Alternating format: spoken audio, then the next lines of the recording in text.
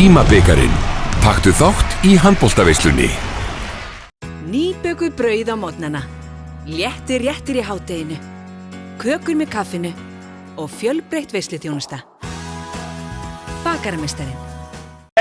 Til hamingju með sigurinn, var þetta gaman? Þetta var rosalega gaman og þvílíkur bara leikur að vera 4 mörkum undir í hálfleik og koma tilbaka og vinna þetta með 2 eða 3, það er náttúrulega bara alveg svakalega flott.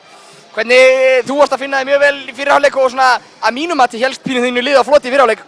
Hvernig var þetta í seinni hálfleik? Vörnin small og það var allt, hvernig var það að vera þarna fyrir aftan?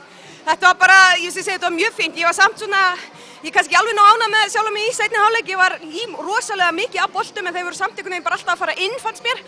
En ég tók þessa kannski sem að skipti máli, ég tek hana víti í seinni hálfleik sem að ég held að hafi verið svolítið vendipunktur og náðu bara að halda þessu þannig að við lönduðu sigrinum.